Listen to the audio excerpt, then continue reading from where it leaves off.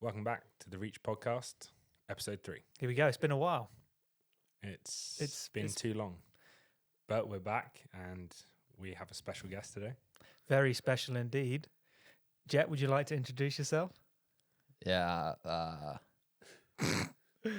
I'm Jett, more commonly known as Jett Seymour on World Cup. Pretty common. Yeah. He's a common name. that didn't sound like I wanted it to. A household name. There you go. as you'd say. That's all. That's Yeah, what you I were wanted. trying- Yeah, so we've got Jett with us on episode 3. Bring a bit of a different insight, US ski team. Even though the US It's the and the British remarketed team, Yeah, the remarketed British team. Basically. yeah, it is. We seem to be one amalgamated team at the moment. Yes. Which Which isn't is- a bad thing. It's a good thing. Yeah, bringing some pace. Yeah. Who's bringing Some the ro- pace? You Usually old man Dave are. Yeah. bringing Yeah. the pace on the top split and then he can't keep up once the legs after 10 seconds. We still haven't been able to get him on here. I mean, we haven't tried really. Episode 3. Yeah. Maybe if we get enough response from the people listening that they want Dave on here, maybe he'll listen and he'll come on next time. Yeah, exactly. So, right. Well, should we do a bit of a recap? Basically, how the season's been and what's left. Yeah, because I guess the last episode we did was after Gurgle, or was it before Gurgle? It was before Gurgle. It and was we had bouncing back. we had promised to do basically an episode pretty much after each race, but we didn't No, we for good reason.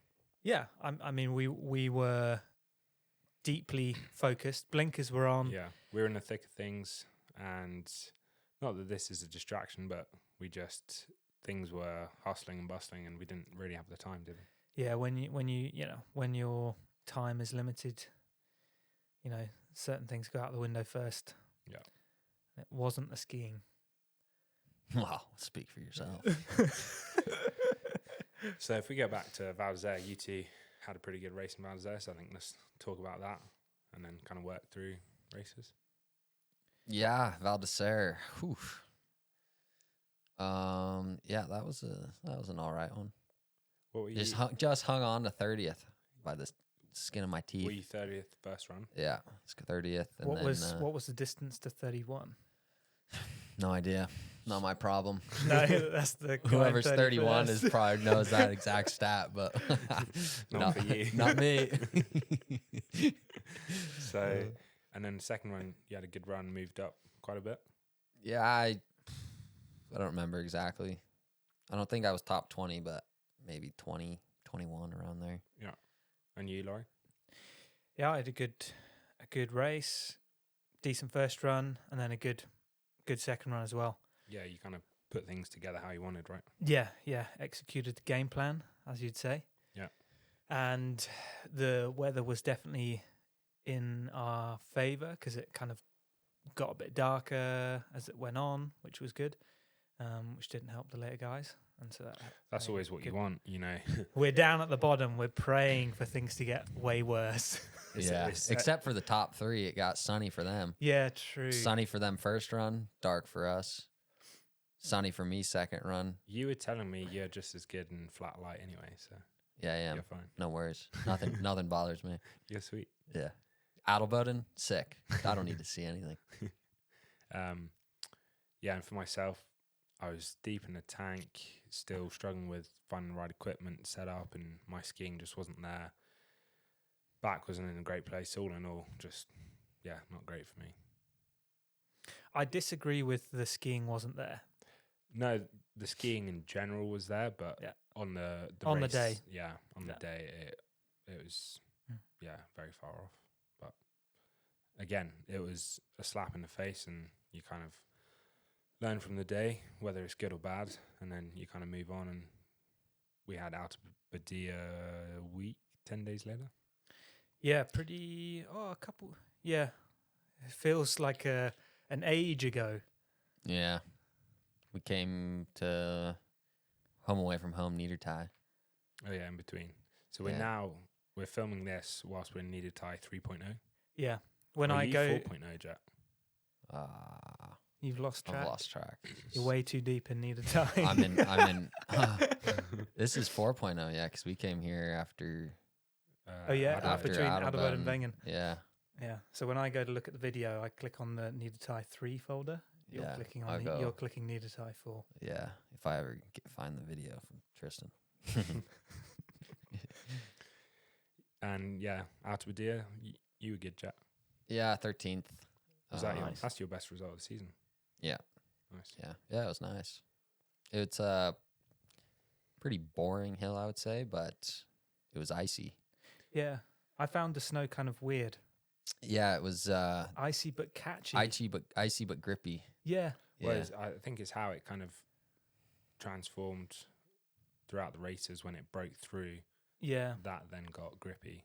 So it was like an icy surface, and then where it broke was a bit grippy. I would Yeah, say. and then it gets more bumpy, and yeah, because those spoiled GS skiers were complaining about it the day before, which I wasn't up there, and I don't ski World Cup GS, so Did you ski GS?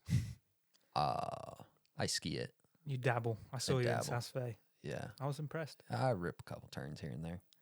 Nice. You had a dislocated elbow and you're like, I'm going to do GS. Yeah, Oh yeah, with your little prosthetic elbow. yeah, I looked like Gronk out there. Except, little known fact, I guess, Gronk wore a knee brace on his elbow because his arm is so big. Is that what you had to do? No, they fit me in like the kids' elbow brace. Just I'm for- like, yeah, I feel like Gronk, and then someone's like, yeah, Gronk wears a knee brace. I'm like, well, I have a elbow brace on. Just for reference, so yeah. people know, Jett is currently sitting on a bigger chair than both of us. Yeah, He's wedged. The only way he'd come on the podcast is if we Had a let him baby seat. have 2 pillows underneath him for height reference. yeah. It goes about Popov, me, Zenhausen We're somewhere are in the the middle, I think. 3 tiers of height, You're saying your average height. which I'm okay with because then I'd say I'm above average. Yeah, whatever you need to tell your fiance. Yeah, actually, yeah. And then after out of Badia, Christmas break, but yeah, it was We Break we in didn't say how quotation Altabia marks. was a fuss. well for me out of Badia, some good sections in there, but again, just didn't feel comfortable to kind of let it go like you need to. We weren't that far off the 30 in the end. I think it was like 2/10 or something. Yeah, it was super close, but But we were on the wrong side of the Yeah. bubble. Le bubble. la bouble. Yeah. You know, there's constants at every level. I won't name who they are, but if you're behind the constant, you're not doing good. If you're ahead of the constant, you may have made an improvement in your skiing. What about you, Laurie? Yeah, for me, I felt pretty uncomfortable in Alta Badia with the conditions. I fought like hell up the top, and then I did not let it go at the bottom, and that was I guess that. maybe people listening to this, as hearing us say uncomfortable and not really finding the flow, but in our first few episodes, we were talking about being comfortable with being uncomfortable. We throughout the summer we tried to train in as many different conditions as possible to be ready for whatever's thrown at us, to be able to adapt to things, and that's what ski racing is, right? It's just Exactly, yeah. changing conditions, but again, it's like you can train in so many different ones. I didn't ski on that kind of surface until race day. Did you guys? No, I think there's been quite a few like that this year where you rock up, it's something kind of random, different. It's hard to predict, and I guess that's also because of the weather. Yeah. They had quite a lot of snow where they had already injected, but then decided to inject and spray the bottom half again the day before, like after the GS, was it? I think that was it. So Yeah. that's part of the game, but how do you find that, Jett? Yeah, I mean, outdoor sport, you never know what you're going to get, but it has been an interesting this year with pretty much every race you're looking at the weather and it's on the bubble of it could be a really nice day or it could be raining. So it makes a lot of work for your technicians and you, where you got different setups for, say, salt or for ice or for whatever. So then it's Yeah. Do you find No that? easy flowing in the World Cup. Yeah. So I guess how do you, well, first of all, prepare for all those variables as best you can, and then how do you adapt to that on the day? Like how do you find that? Yeah, it's interesting. I mean, we train so often on, say, one surface, because you can kind of pick and choose where the weather's going to be good, where the hill's already prepped, and you have variables in your control, but the races don't. And all the race organizers do, I mean, just to see what goes on behind the scenes on what goes into putting on a World Cup race is pretty unbelievable. But when you show up and say the surface is variable, or like I would say in Val d'Isere, it was variable. Every turn seemed to be a little bit different. And I had Benny was able to give me a little report at the bottom of that, basically telling me that, which is just good to know. But then, yeah, I mean, you can kind of feel through things in inspection. There's little ways you can manipulate skis with your technician and whatnot that make a pretty substantial difference. Time-wise, it could be 3 or 4 tenths every 30 seconds, so that adds up, and it makes a big difference. Yeah. So it's just like these. It's kind of I would say my technician Alex come up with a plan, say the night before, and then what we see in inspection is a lot of having a conversation about it, and then how can you make that kind of like, you decide on, we're going to go this way. How do you make the ski work exactly for that condition that you want? And sometimes you miss it, sometimes you nail it, and then it kind of, result generally reflects it. Like, I mean, you've heard, I would assume people have heard sometimes of Marcel talks about, like, he's 5th after first run, and everyone's like, oh man, he didn't win the run. And then the next run, he wins it by 2 seconds. And it could be such a minute change, but just something that makes him feel comfortable and feels like he can hammer the ski on that condition that he changed in between runs. And and like you say, I mean, he was kind of at the forefront of that, and wasn't scared of changing between runs, boots, total different setup, pretty much. Yeah, it could be any number of things: boots, skis, tuning, whatever. Yeah. A lot of variables. Yeah, tons. But that's kind of the interesting part is, right, it's like it's a giant puzzle piece on race day, and you've gathered all this data all year, and for many years, if you've been on the same brand for a long time, you've gathered all this data, and then you have 2 opportunities to basically put everything you've learned and your skiing to the test and show what you've put down. Yeah, you try and optimize it for race day, but like when you're saying you feel things in inspection, that's obviously very true, and that's what we all go for. But that's even then, from when we inspect to then when we're all pretty much going down around, say, the 30 mark, it can change quite a bit, can't it? Yeah, like as it cuts up, the surface beneath that top layer can be different. So what you feel in inspection might then be different again. And that's where, like Jett just mentioned, the course report. Exactly, yeah. Like, that makes a big difference. And it's being able to implement these things, and like you were saying, the data you collect on yourself throughout the year to then pick and choose what to go for. I find also on the TV it's quite difficult to see what the snow's like or how it's cutting up. You can't really get a good gauge on what it looks like, especially at the top, looking to the TV. Sometimes I like to go to the side of the start house. Yeah. Well, because seeing it with your own eyes in person, I feels really different to actually watching it on the screen. Yeah. You can basically see if someone really made a mistake on what they're skiing on. Yeah. That's about it. Otherwise. Yeah. And that's the thing, like for us, with the level we're at, we're talking about tenths, hundredths, and it does make that big of a difference. Just minute changes can be where you're just able to ski freely, or you're not, and you're stuck on the edge, too sharp, and you come down and you're not fast enough. Yeah, I mean, like even in training, you can have second swings from day to day. One day you're thinking you're like, why am I even on this team? next day you've got green lights just because you've made some small tweaks. Yeah. That suddenly it's easier. Yeah, where it will fit that snow a bit better, and Yeah.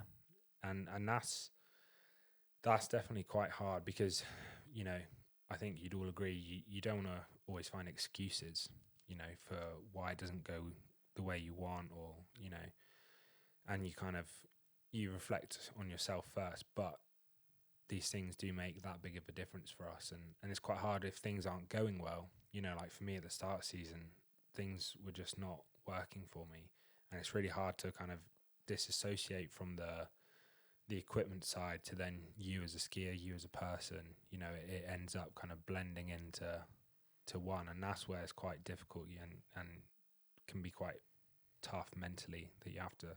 Yeah, because this sport is our whole life. Like we all know, like we've all done it since we were younger. This is kind of everything we've known. So like it's difficult for that not to trickle through and be your identity. Yeah, and it's tough. Like, right, it's a mix of everything. You're like you know you have the ability skiing, but if your timing's slightly off, then is it the equipment? Is it you? Is it your brain? Is it you're standing in the start and you have a slight bit of hesitancy and what you've been using in training then doesn't work in the race? Or it could be any number of things, and yeah, it's a pain in the ass, but and that's exactly it. it's kind of like you gotta free it up. Just go ski. Eventually, once you kick out of the start gate, you can't. You're on what you're on. You're skiing on what you're on. You got to go. Yeah, that's a good way to look. You got to go ski. Yeah, 'cause you can't be like, oh, shanked it, and you're on the third gate. And that's exactly how I felt. And you know, all the way up until January, I was skiing the first few gates, and whilst I'm skiing the run, I'm self-analyzing of like, oh, how's this feeling? How's it responding? And you know, and like we've talked about, kind of being in a flow state. I definitely wasn't in that. I was thinking so much about my equipment, and then you're not just doing what you can do, and it's not great. Yeah, it's tough. In training, when you're, you know, skiing really freely, something can have a higher top speed. So like for me, it was being trione. You know, so a really nice feeling, and it was in general a bit faster, but actually come race day, it was just way too sharp for me. And it was like, it didn't give me that freedom to maybe make a little mistake and recover easier. You know, it was harder for me. So actually going to Snowglide and just making everything a bit easier for me has allowed me to then kind of do more of my skiing on race day. Yeah, it's interesting that changes. But I found a similar thing last year with my setup when I straddled a lot of races in a row. Something that was quick in training was feeling so good, and then every single race where maybe you're just a little bit more eager, and then it's like bam, bam, bam. Yeah, and that's the nature of the sport. We don't have second chances. No. And that's how much of it is the setup or how much of it is your mind. It's really what it comes down to. And it's such a balance between all of them. Yeah. Because you got to play that game, sort of balancing act between all these things to try and get a sweet spot between them all. Are you going to control your mind, or are you going to change your skis a little bit to make it easier? Both. Yeah, bit of both. Should we move on to later in the season? Yeah. So we went home Christmas break after Alta Padilla. Did you go? You went back to America? Nope. Is that right? No, you stayed. Yeah, all of us stayed. I was in Austria with my college roommate, Tobias. And your girlfriend came over? Yeah. Yeah. She was here. You find it tough being away from home for so long, with most of the tour being over here? Yeah. Sure do. Being British, you know, we don't go home as much as, say, Austrians, but we go home a little bit more than you do. And so, yeah, how do you find that not going home basically at all? Yeah, it's not so easy. It's not just Americans, like the Japanese and the New Zealand, Australia. There's a couple people that definitely have the same struggles, but it's not so easy. I mean, you have a family, you've got friends, my girlfriend and whatnot are all back home, and when you're over here, like you're by yourself. Mm. I have friends over here and whatnot, but it's not home. Yeah, for sure. They got bad Mexican food, and so there's no Chipotle over here that I can go drown my sorrows in. So I would love to drown my sorrows in Chipotle sometimes. yeah, right. Me too. But so you miss the little things at home. Like I don't speak German very well, so it's almost like when you're over in foreign countries for long periods. I noticed it the first couple years is it's isolating when you're sitting at a dinner table by yourself and you actually can't understand what anybody around you is saying. You're kind of in your own little world. Where you'll notice it in the US when you're sitting somewhere by yourself, you can still kind of peep in on what other people are saying and then text them, oh my God, you can't believe what I just heard at the sandwich shop. But I'm sitting here and I'm like, these people could be talking some serious trash about me right now and I'd have no idea. But yeah, I mean, you find your ways around it. We got a close knit group with Ben and Luke, which definitely helps.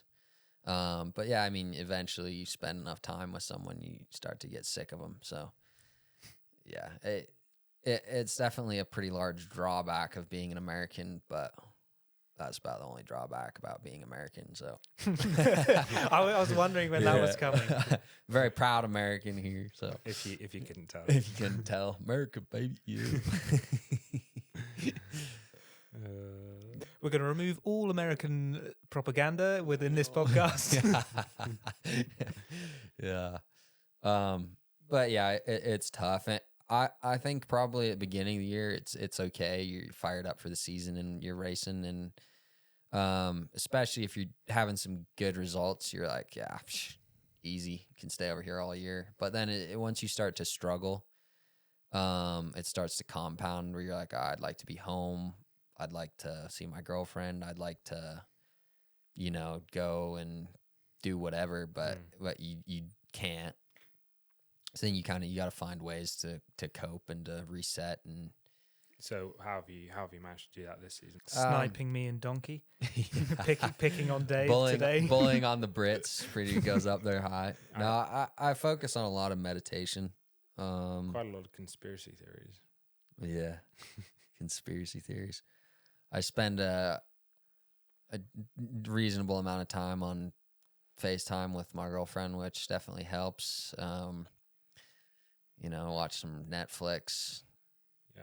All the good stuff to kind of try to keep you grounded and keep you in the present moment.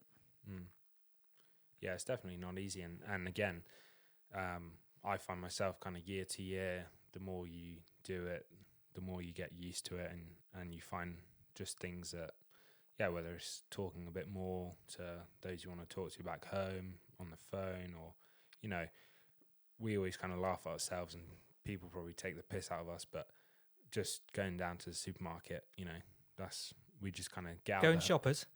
We get out the hotel because that's what our lives are during the season. You're bouncing around from hotel to hotel. You don't really leave the room unless you're training, and so it's just an escape almost for us. Like, oh, should we go to the shop and get a chocolate milk? Yeah, there's just simple things like that make a big difference. Yeah, just getting outside, Get out. touching a tree. Yeah, well, each their own. Yeah. And so, how did you find the start of the season? Like once we cracked into the proper stuff, January. The slalom month. January. The slalom month. For those who don't know, we had 5 races in the space. I think it was basically Three and a half weeks. 3.5 weeks. We had 5 races. Which may or may not sound like a lot, but it's quite intense and back to back. I think it's more the fact you have to travel quite far in between races. That's what kind of adds things up. Mm. Yeah, it's full on. It's a good time to ski fast. It's a bad time to ski slow. Yeah. True. But I like how the races are stacked up.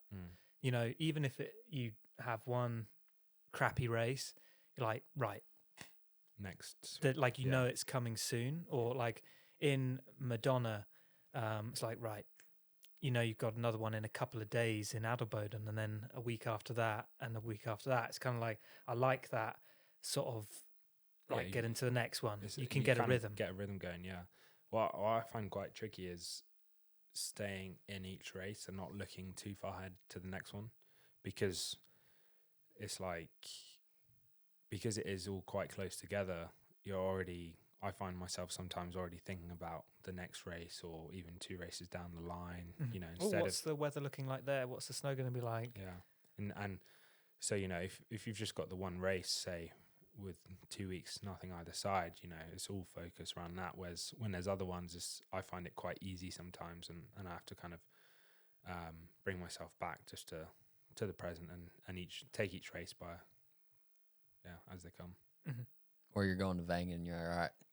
3 races until this punishment is over. Yeah. Yeah, get through January. I always see it as 3 races and then we're home free. Spring's coming quick. America.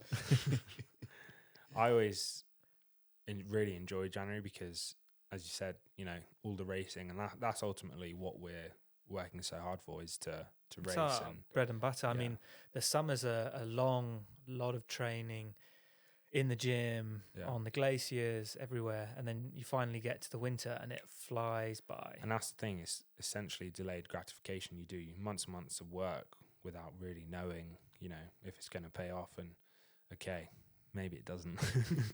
But that's where you have to be strong mentally to just keep trusting what you're doing. And, you know, if you are giving it your all and working hard with the right people around you, it should start to turn, and it's just sticking with it sometimes. Yeah, sometimes it's a numbers game. You've got to play it until your cards come up. And it can make you feel very small sometimes. Yeah, everyone says, you know, a broken clock's right twice a day. So There you go. Jett I've never heard that. Jett is somewhat the philosopher, for those who don't know him. Yeah, my IQ is around 20. I was going to say 220. more around 70, but I'll take it. That's being nice. Yeah. Okay, so without maybe going into each race specifically, so out of the 5 races, let's pick our favourite one each and talk about that. Okay, why don't you go first? I stitched you into it. I Uh, saw that coming my way, and I'm like, actually, I want to think about this. January. Okay. For me, January, so up until Adelboden, I hadn't made a second run, was, skiing while in training, just not figuring it out on race day. And it was, Adelboden where I managed to get in second run and put down some okay skiing second run, but nothing great. But, you know, it was like, for me, kind of breaking that cycle. It's like where the tide turned. You're like, okay. And, you know, that sometimes it's just, that's all you need is just, you know, take the next step. It might not be a huge step, but at least like you get the ball rolling, and that's what I needed. Just breaking that cycle of not getting in second run, and from then on I just kind of pushed on through January and managed to link some races together, getting in second run, scoring some World Cup points, and it definitely still wasn't my best skiing, but Nice. Me? And You go then for it. I'll go for it, and then guest last. That's how we do it on this show. all the greats of the Great Britain went to America. So We'll leave that up for the debate. Okay, so I would say, so for me, the season got off to quite a good start. Obviously, Levy was tough, and then I had a good race in Gurgel and Val d'Isère. But then coming into January, obviously I'd had Alta Badia where just missed it, and then I kind of got myself on a streak of 4 races in a row where I was, you know, having good sections, but just not piecing things together. So then it was Kitzbühel where that sort of tide changed for me. That sort of flipped. Right, yes, we've got this. And Kitzbühel being Kitzbühel, just, you know, such a cool race. A cool hill, and I just say I really enjoyed that one. And I mean, without getting too kind of deep about it, you had Katya there, which was also quite nice. That's always nice. Like, it's always nice to be able to share the good and bad with people you want to share it with. Yeah. Not just like we're saying the guys you're always around, and yeah, it's nice to be able to share that with other people too. It is. She has been at all my best results this year. So She coming to is she a Kranjska? lucky No. Yeah, perfect. Good for you. Sounds Yeah, my lucky charm. Catch you, book a flight. sounds expensive to me. It does. What about you, Jett? How was January? It was all right. You know, it was Madonna's was well. It went well. Madonna was well. Yeah, it was. It was. I went out second run, but first time second run on that hill. Yeah, actually, I can remember watching your second run, and you were Fucking sending it. Yeah. you're dicing. And that's okay. DNFs, whatever. I made mistakes and punished for it, but happy with the skiing and the approach, and was able to carry that on into Adelboden, where I skied all right. Had a couple good runs. Is my first time in that second run as well. I think that's probably my favorite hill to ski on. Adelboden. Yeah, Really? it's quite it's a fun one, and the iconic view of breaking over that last pitch is It's so cool. yeah, it's unbelievable. And what was good was this year we did get stitched with the weather. No. Yeah. I couldn't see anything second Yeah, round. we did get stitched. Yeah. Okay. They switched the races round, didn't they? They did the It was Slalom classic. GS. Classic. Slalom boys got stitched because of the weather. Basically, it made sense. But made sense. If they hadn't have switched it, they would have not had a GS. Yeah. So But that second run, Jett, couldn't see much, could you? yeah, I was Yeah, it was surprised quite they fun. ran it. I was like, oh, they'll wait for this to clear a little bit, and they've started. I was like, You don't need to geez. see anything in slalom. Ski by feel. Ski by feel, yeah. I actually had quite a lot of fun in that. It's nice. Sunny races are fun and all, but it's kind of fun to mix it up. Gnarly. Show who's got the kahunas. Yeah, you know every race that's slightly bit gnarly that Henrik is gonna come out and put down an absolute savage performance. So it's kind of fun to be like, I know he's gonna put down a savage one. Why shouldn't I? Like, just because it's gnarly, like, who cares? Like that Garmisch race a couple years ago where they had no business running that race. Yeah. And I was running in the 60s, and that was actually one of the more fun runs of slalom I've done, just because I was like broke over the pitch, and I'm like, wow, that is like a full-on trench that I'm about to jump into. And yeah, there's a couple guys that went after me that came down and broke their poles and whatever. I'm like, how can you even be mad about that? Like, Yeah. it doesn't matter how good you skied, you're not making the 30 there. Yeah, So I'm pretty sure I almost laughed as I came into some of these gates. I'm like, I don't know where to go here. yeah, it is kind of fun. It's you're like, I mean, it's, yeah, you get caught up in the results and whatnot, and you're in the time and fast and results, but it's still just a privilege to come out and race all these races. And I mean, you look back and you breaking over an Adelboden pitch the first time that it had fans on it. I almost straddled the gate that I saw them all, because I was like, wow, that is an unbelievable sight to just see that, and to think that they're all there. Yeah, they're all there to watch me, and then the British guys are around as well. No, I'm just kidding. But they're there to see the best skiing in the world, and that's what you're doing, right? You're there, you're putting down the best skiing, and it's like, yeah, you can get caught up in, I was 20th today, or I was 35th, but you've made it to the World Cup. You're putting on your display in front of the whole world, and that's like the coolest part of skiing. It's like, at the end of the day, there's one winner in the race, and everyone else loses. But there's a lot of people saying that if have, you ain't first, you're last. yes, sir. Ricky Bobby. Ricky Bobby. Shake If you the don't bake. drink, if you don't chew Big Red, and fuck you. No.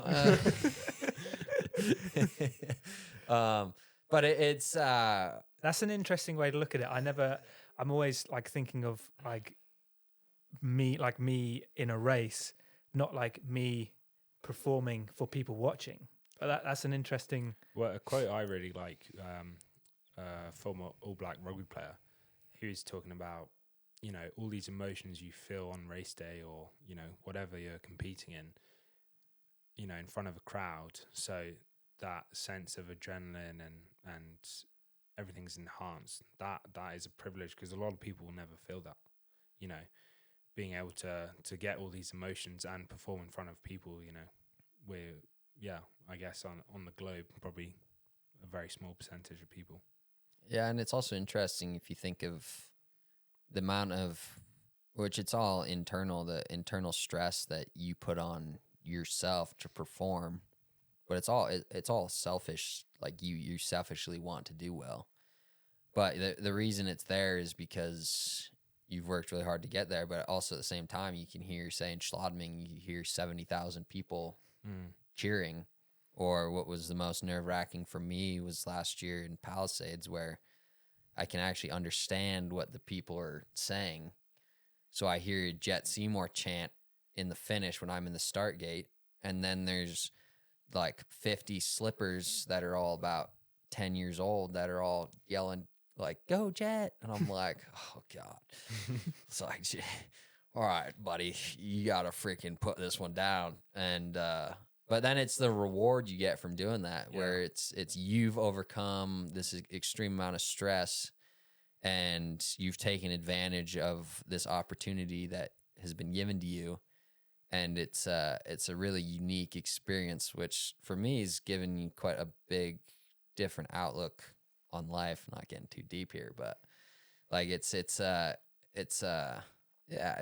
cool thing. It's not just like results and whatever. It's the whole experience that you have to and that's value. And that's also when, you know, for whatever reason, if it is more result based of why you're upset, or if it's more what you think you've done, that's when like it makes the good times really good. If you can overcome all these difficulties and, you know, just keep going, and I think that's when you feel that biggest sense of reward.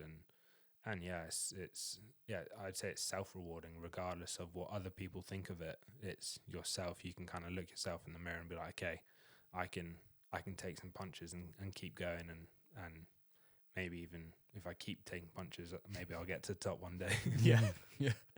Take a nice roundhouse Mike Tyson uppercut and see maybe if Yeah, I feel like I've been in the See ring if with you- someone big. Yeah. Mike Tyson's really been shooting me in the gut here. And then out of January, a little break, and what have we had? Oh, basically straight into World Straight Champs. into World Champs, yeah. So we went home for a couple of days, which was a nice little reset.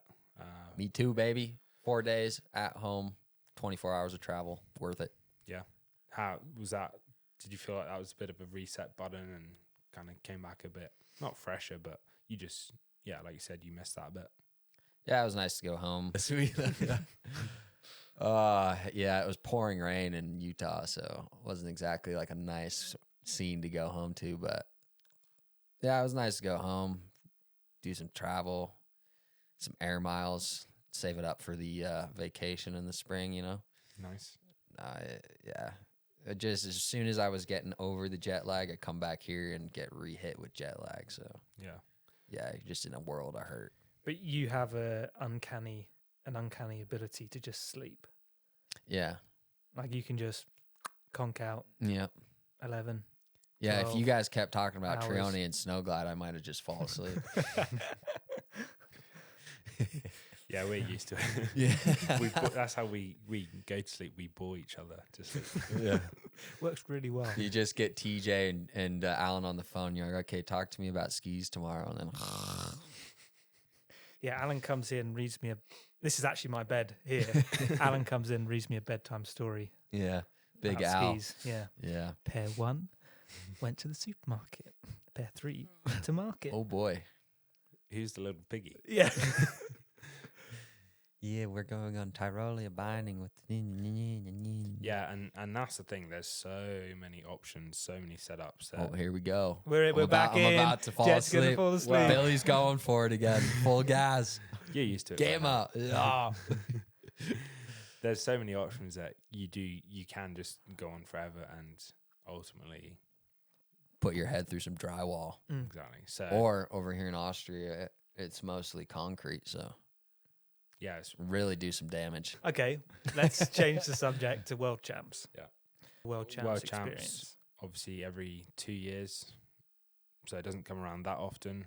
But I don't really think of it any differently to World Cup races. I guess ultimately, you could say the level is still the same, but maybe the density of that level is a little lower because you're only allowed 4 people per nation, whereas, you know, someone like Austria, they might have more people in the top 30, so some people miss out. So how many was there? 5 from the top sort of 34? Four. Four from the top Yeah. 30 Yeah. that weren't in the race, basically. So you still have that top level because the best guys are getting selected from Yeah. each nation, but maybe there's a couple that miss out on that opportunity. And so it's maybe slightly different in that way, but I don't see it, I don't approach it any differently. And you know, I think in the UK we're particularly big on, for some reason everyone talks about the Olympics and world champs. I think that's kind of ingrained into Mhm. people as being quite important, whereas I'd say for us, you know, I think we mentioned it last time, a Kitzbühel win would probably be bigger than an Olympic win. Yeah. So, just say I don't approach it any differently. And it was in Saubach, a place I'd never been to, even though you go pretty nearby a lot of the time. Yeah, it was a cool race, I would say. Quite a good atmosphere. Yeah, They've this been- nice big stadium at the Yeah. bottom, which was I mean, really cool. most races in Austria are done pretty well. You know, it's their biggest sport where people absolutely love it and want to come watch the best skiing. So the whole feel of it was good, and training was going well, and excited to kind of get things going. We did a couple of training runs the day before just to loosen things off, and I went into it wanting to put down some good skiing, not really worried too much about the outcome because, you know, that's not really taking care of things if you put down some good skiing. So that was my main focus. And first run, put some solid skiing down, made it into second run. All 3 of us were in there. And then second run, I kind of just wanted to go for it a bit more, put down some better skiing, I'd say 3/4 of the way until I made a mistake where I thought I was going to come out, but just saved it. And Yeah, it then, was close. And then the bottom vert, we both had some issues there. But Yeah, Billy came down with I had some solid skiing, came down. Huge green in front of me. So, yeah, it was okay. Yeah, it was probably I my skied- second I rate skied skiing. fine. Yeah, you know, like a couple slide turns here and there. well, you know, From both of you, there's some cool slow-mos through that bottom vert. all in all, really happy with the race. It was my best result of the season, finishing 15th. All in all, a good day for me. And you, Jett? Well, I started with the team event. Sorry to take away from your day, but what did we think of the mixed team event? I think It was really cool. freaking cool. Yeah. I was really Just to clarify what it is, it's so 2 athletes from each nation on a team. One does the downhill run and the other person does slalom run. So Mr. Slalom Seymour. combined times. I was with the big man, Bryce Bennett. You two, well, there you go. 2 ends of the spectrum. How tall is he? On Tinder or not? No, I think you're the constant, so it's 2C. He's above average. He's above me. He's double. I your don't know. height. He's like tall, like 6'6". Okay. Yeah, I and don't you're know. 5'4". On a good day. Short 5'10". 5'10". If anyone asks, I'm 5'10". But it was cool. It was It was it cool was to it watch. was really fun to watch. It was fun to be a part of. It was really quite interesting because generally when someone's leading the first run, you expect them to come down and come into the lead because they've got a time advantage and they've executed a better skiing in the run before on that run. But when they're doing a downhill race, then like you don't know what, depending on the pairing, how maybe competent that slalom skier is. Say if it's Loic Maillard versus me, where Loic's a much more proven slalom skier, and say I'm winning first run and Loic's in fifth, and it's like he knows what's going to happen, because the slalom skiers are all very close, but at the same time there's definitely like slight bits of levels that are being shown, and the guys who can show up consistently every race are the ones leading the standings. So it was a really cool event, and for me it was quite fun to get on the hill as well. I'd never skied it before the actual race. But yeah, it was a really cool event. I think it got a lot of cool traction as well, but I had a blast. Yeah, I think overall it seemed like a really positive kind of outcome, I would say. Yeah. I thought it was really cool. I wished I could have done it. Yeah, we were quite jealous. Yeah. It was savage coming down behind Jakobsen by a second. And you're like, what the heck did Yeah, that he guy put down. It was classic Jakobsen. Wins the run by 1.6. Yeah. Like, whoo. He destroyed it. It was small Good luck, percentage everyone stuff else. that he did. Yeah. But there's a lot of guys with some savage speed out there. But yeah, it was cool. And then slalom, it was okay. I skied fine. I definitely have a lot more, say, speed in the tank. But I was pretty much before Wengen, I started to struggle quite a bit, and struggled all the way through Wengen, Kitzbühel, Schladming. Had some real good training days before Saalbach, but then it just didn't quite line up there. Yeah, it was a really fun experience. It was fun to come down at the green light and in front of the fans, take a seat in the leader chair, and it was a fun experience. You warmed the seat up. Yeah, you don't want to know what I was doing to that seat before you sat down there. Yeah, and what about you, Larry? So I like you, Jay, I really enjoyed the whole experience of the event. If you guys haven't figured out, when we say we really enjoyed the experience, we usually didn't do that well. Yeah, This way that's of a good making point. it sound positive. You've got to look on the bright side. I had some good skiing in there. Solid first run. And my second run didn't last very long. So, yeah, I was out on the fourth gate with a straddle, which is frustrating. I was 19th after the first run. So, sort of, a good position to like, right, let's do this second run. And so you go out there and you put everything in, and it's just over within 5 seconds. Yeah, it's brutal, isn't it? Yeah. And that's the thing with slalom. Like, there's so many. Well, it's all very fine margins, and then you work so hard, and it's done within seconds. Yeah.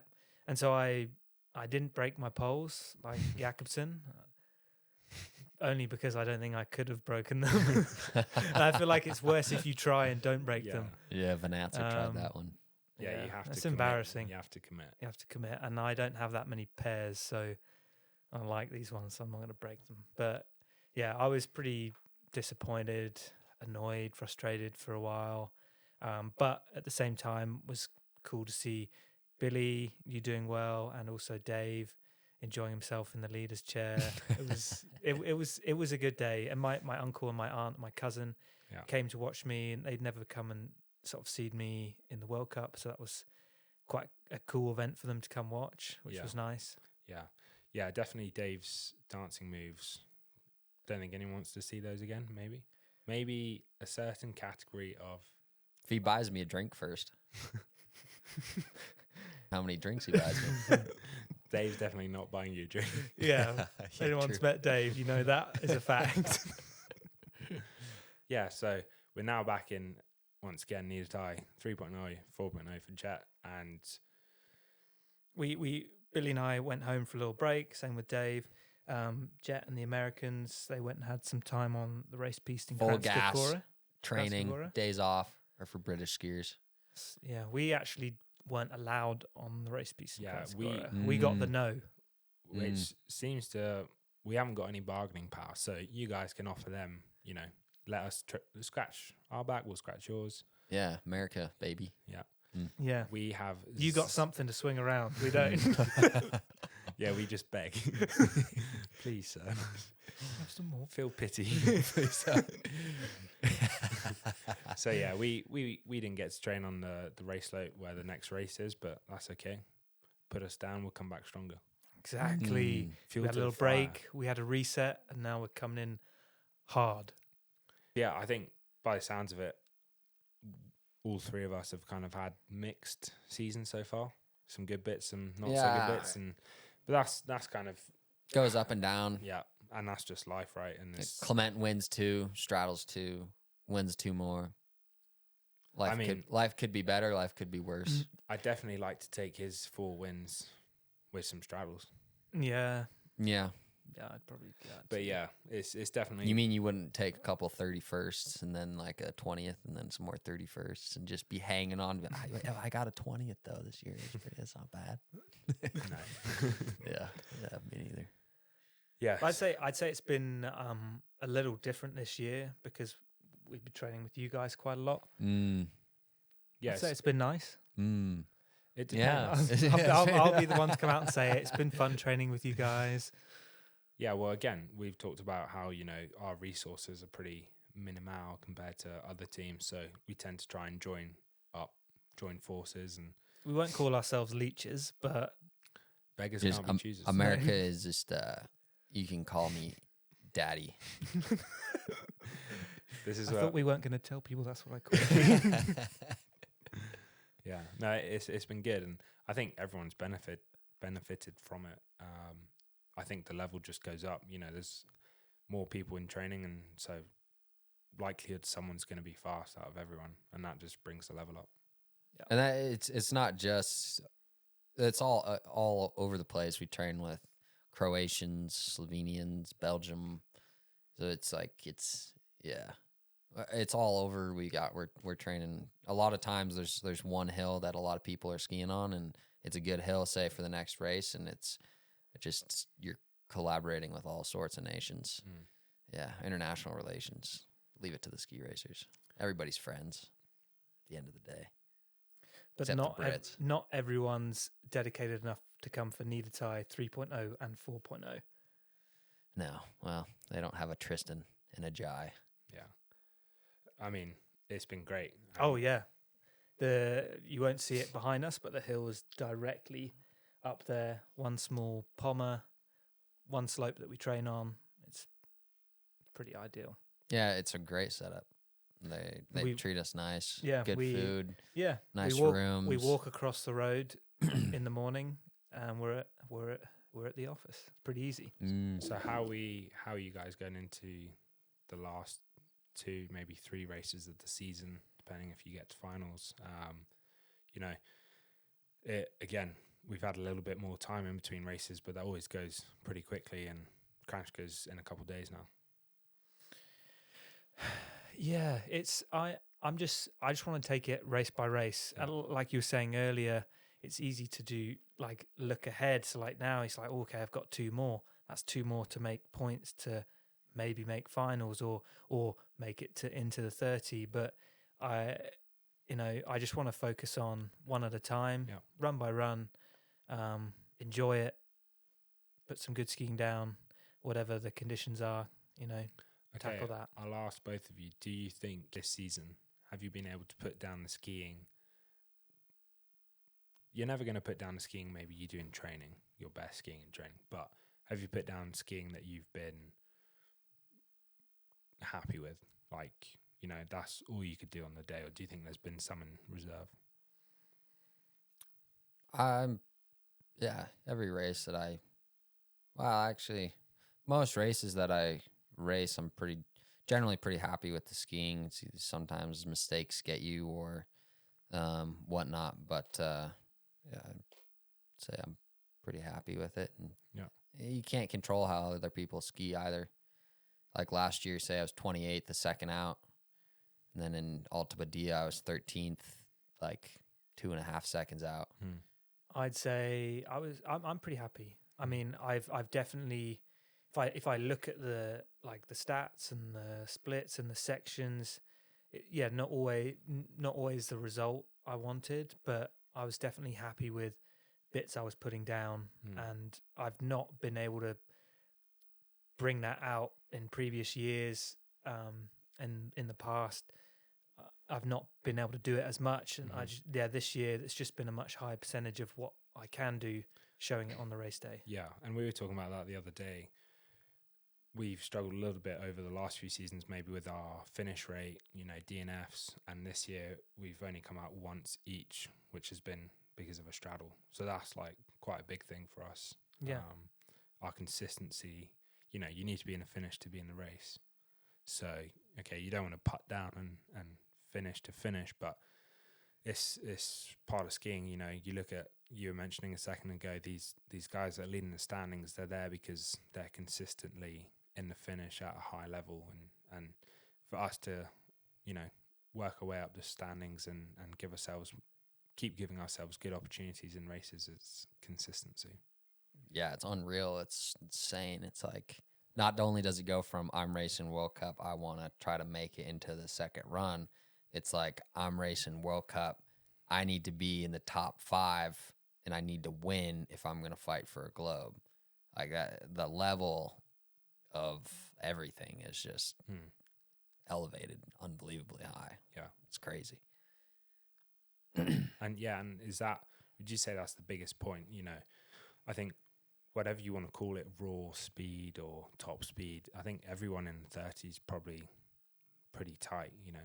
A lot of people could win a race. Like you'll see it in training. There'll be people like who you're not seeing in the 30 all the time, putting down serious runs in training, but that it's not every day in a race. Like some of these guys, no matter what the conditions are, no matter what the course is, they're bringing it, and that is the sort of.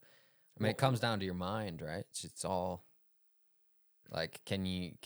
There's always like you kind of can trick yourself into thinking like, okay, once I'm starting in the top 30, the nerves will start to calm down a bit, or I've scored once this year, okay, now I can relax a little bit. But then it's like, okay, I've scored 3 times in the first 4 races or what it is, and then it's like, okay, now if I want to make finals, I have to keep this consistency up.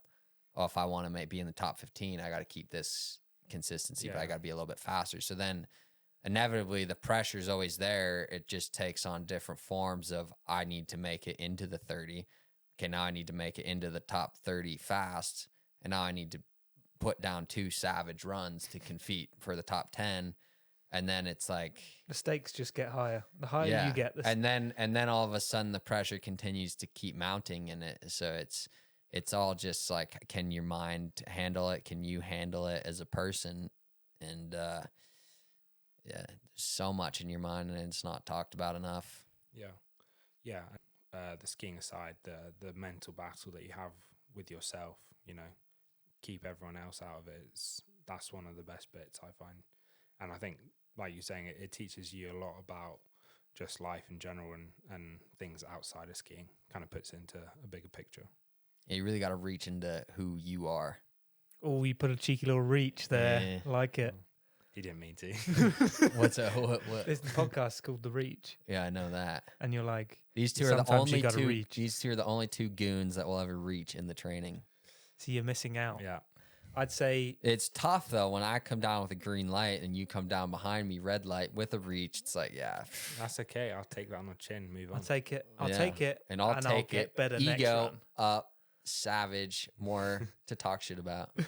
Suck it, Brits. He is nice a lot of the time. Yeah, if he chooses. He's just putting on a show. Yeah, we're good buds, I guess. Yeah, we're slowly educating you on banter, and you're getting there. That was good. Yeah, it's called talking shit in America. Okay, so we're gonna try our best. Now we have a little bit more time. Season, okay, without looking too far ahead, it's coming. We're in the back end of it, and so we'll try and do a couple more episodes before the end of the season. Don't know if we'll have Jett on again. See how people react to it. Yeah, see if people like him. If people like him, we'll bring him back. If they don't, Oh, sorry, you Jett. guys think you can get me back? Is there? is it going to be a fee next time? Or I don't know. Maybe your views start going up. You can Cha-ching. pay up, baby. It's not like I'm making any money ski racing. So yeah, best of luck, guys, in last few races. You too? Yeah, you need it. Thank you. Mm. And yeah, Thanks for having me. it's been a I pleasure. guess, yeah, I guess we go say thank you for coming on, Jett. Oh, keep that I out. guess. Yeah. Keep that out. I Keep guess that you. on. I guess you got to I'm say. the only one without a hat to hide my hair. Yeah. Shanked Yeah. it. That's all we're doing is just hiding our greasy hair. Yeah, it's greasy right now. Apologies. Yeah. At least I did laundry this week. Oh, I need It'd to been take since mine Kits. tonight. It'd been since Kitzbühel. So Oh, that's a good stat. yeah. So yeah, we're gonna keep pushing, keep trying our best, and we'll see where that takes us. Yeah, things aren't straightforward, but that's part of it, and They never are. keep bouncing back. That's why we're at the end of the day. There's all sorts of reasons, but it's also one of the reasons we're in the position we're in because we keep working at it. It's hard to knock us down. Mm. Yeah. For Reach for the stars. Reach for the stars. You know S Club 7? No, I No. only listen to. Okay, we need to educate. I listen to country music. Yeah. It's True like thoroughbred country boy. So sorry for the delay and the big time gap for episode 3, but hope you've enjoyed it. That's a little recap of our season so far and a little insight into what our minds are thinking. Jett's got a very, very big brain, so had to pick it. It's not that big, but it's well trained. Yeah, and that's it from us for today. Let us know what you think of the episode so far, and if there's anything in particular you want to hear us talk about or go into a bit more detail. Yep, you can reach out to us on our social media for the reach and let us know what your reach is and what you're reaching for.